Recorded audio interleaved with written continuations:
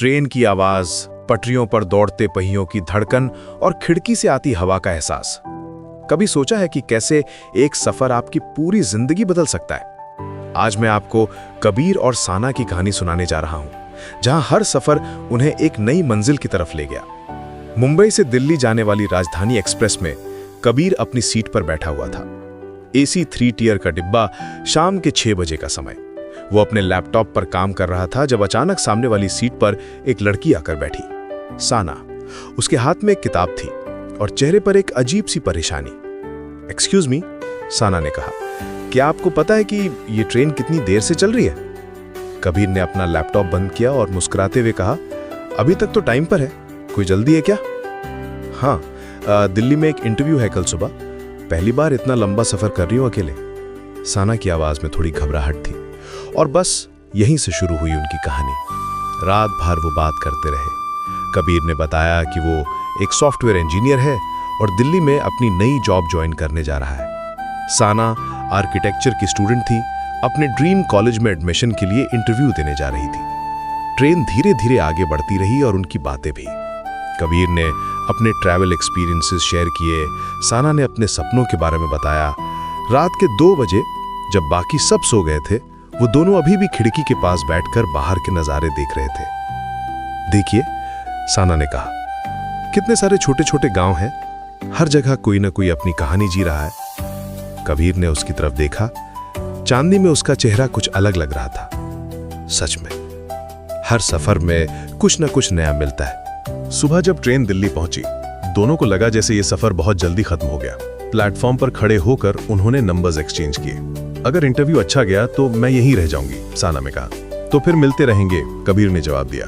लेकिन जिंदगी में कुछ भी प्लान नहीं होता। साना का इंटरव्यू तो अच्छा गया, लेकिन उसे स्कॉलरशिप मिल गई अब्रॉड जाने की। 3 महीने बाद वो लंदन चली गई। कबीर को पता चला तो उसे लगा जैसे कुछ अधूरा रह गया। 2 साल बाद कबीर को कंपनी की तरफ से लंदन भेजा गया एक प्रोजेक्ट के लिए। हीथ्रो एयरपोर्ट पर जब वो अपना लगेज कलेक्ट कर रहा था तो अचानक किसी ने पीछे से आवाज लगाई, कबीर ये तुम हो? वो मुड़ा तो साना खड़ी थी। 2 साल में वो और भी खूबसूरत लग रही थी। लंदन की हवा ने उसे एक अलग कॉन्फिडेंस दिया था। साना, ये कैसे पॉसिबल है इतनी बड़ी दुनिया में? शायद कुछ चीजें होनी ही होती हैं, साना ने मुस्कुराते हुए कहा। लंदन में वो अक्सर मिलने लगे। कबीर का प्रोजेक्ट 6 महीने का था और इन 6 महीनों में उनकी फ्रेंडशिप कुछ और गहरी हो गई। वीकेंड में वो साथ में लंदन एक्सप्लोर करते, म्यूजियम जाते, थेम्स रिवर के किनारे वॉक करते। एक शाम जब वो लंदन आए पर बैठे थे, साना ने कहा, कभी कभी लगता है जैसे हमारे सफर हमें मिलाने के लिए ही बने हैं। कबीर ने उसका हाथ पकड़ा, मुझे भी यही लगता है। लेकिन फिर से टाइम आ गया अलग होने का। कबीर का प्रोजेक्ट कंप्लीट हो गया और उसे इंडिया वापस जाना था।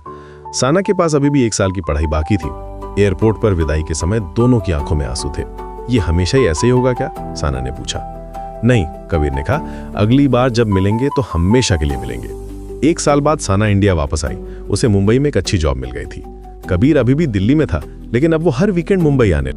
एक फ्राइडे इवनिंग कबीर ने साना को सरप्राइज देने का सोचा।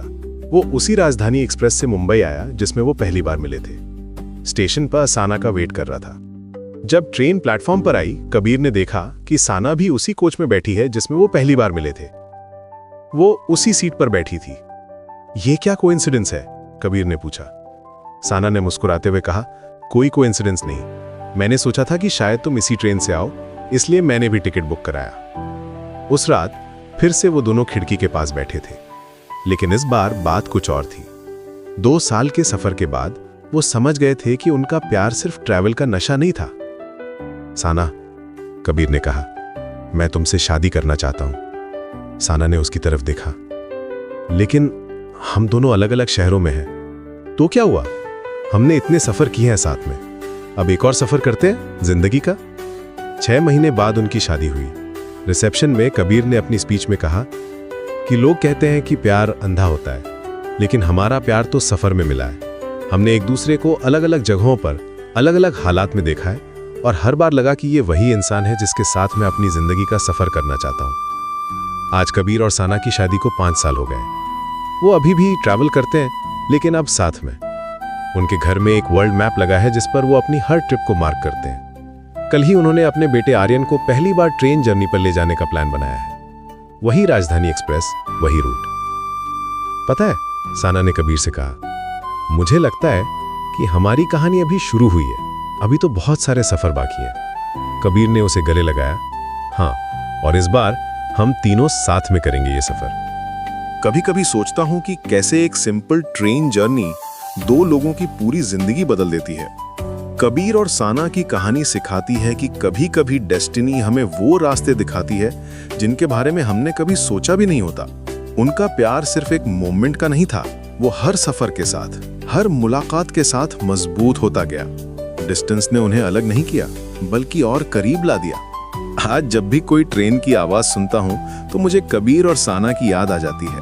उनकी कहानी प्रूफ है कि सच्चा प्यार वो होता है जो टाइम और डिस्टेंस के साथ और भी गहरा होता जाता है। शायद आपकी भी कोई ऐसी कहानी हो जो किसी सफर में शुरू हुई हो, या शायद अभी भी आपका वो सफर बाकी हो जो आपकी जिंदगी बदल देगा।